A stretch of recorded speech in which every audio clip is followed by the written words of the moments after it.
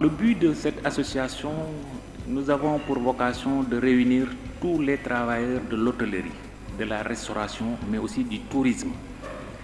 Nous avons 3 branches. Nous avons hôtellerie, nous avons restauration et nous avons tourisme. Le tourisme, c'est y compris le chauffeur, c'est y compris le guide, c'est y compris tout ceci gravisse dans le milieu du tourisme. Tout ceci gravisse dans le milieu de la restauration. En restauration, il y a les cuisiniers, les serveurs, les plongeurs, les réceptionnistes, les barmaids, les plongeurs.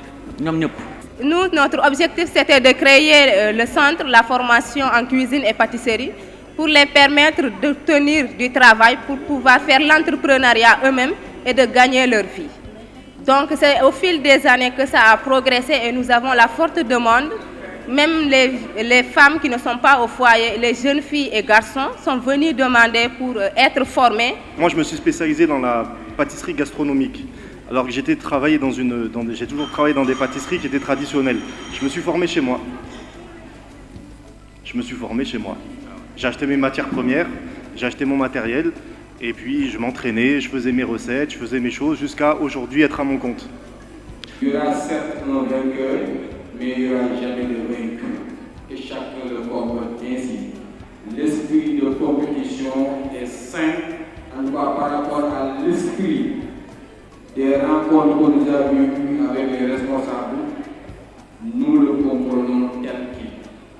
C'est l'occasion de souhaiter à tout un chacun une participation véritablement très conséquente. Cet événement de grande envergure, qui est une très belle initiative qui découle de la créativité des membres de l'association. Je suis là aussi pour témoigner aussi du dynamisme dont l'association fait preuve. Parce qu'effectivement, comme vous l'avez dit dans vos propos, nous avons eu à collaborer dans d'autres chantiers. Et je pense qu'on va aller vers une consolidation de ce partenariat-là. Parce que j'estime que la CENIC, qui est la Société d'exploitation du marché d'intérêt national et de la gare des gros porteurs de Diamniadio, est un partenaire naturel pour l'association.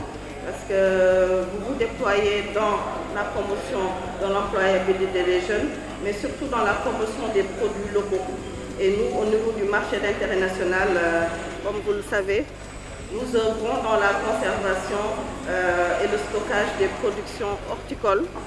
Donc, en provenance des zones de production des différentes régions du Sénégal. Pour vous dire, vous avez un métier qui est un métier international. Ce que je dois vous dire, c'est qu'il ne faut pas négliger l'anglais dans ce métier-là. Si vous voulez être un employé international, il ne faut pas négliger l'anglais. L'anglais sera votre outil. Moi, là où je suis passé, la chose qui a fait la différence avec moi et les autres, c'était de parler anglais couramment. Je touche du bois, je n'ai jamais été dans une compétition de recherche d'emploi sans pour autant passer parmi les 2 ou 3 meilleurs. Donc, apprenez l'anglais. Et surtout l'anglais qui va avec le tourisme. Essayez de le faire là où vous pouvez. Michel Diarra aussi, je vous exhorte. Je vous recommande par rapport à vos cours d'introduire l'anglais touristique. Parce que ça va aider ces jeunes-là à pouvoir développer et à pouvoir monter.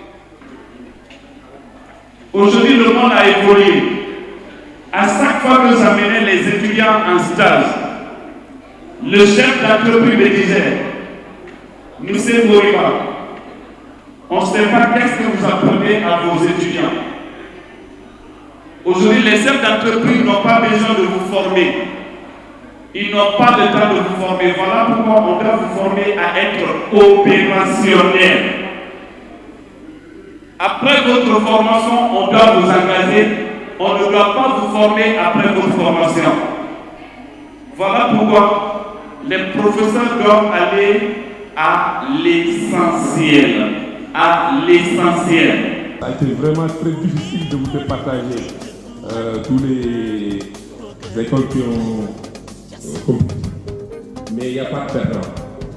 c'est la gastronomie sénégalaise qui a gagné. Donc, ça a été très difficile, franchement, parce que depuis quelques temps, on nous a même donné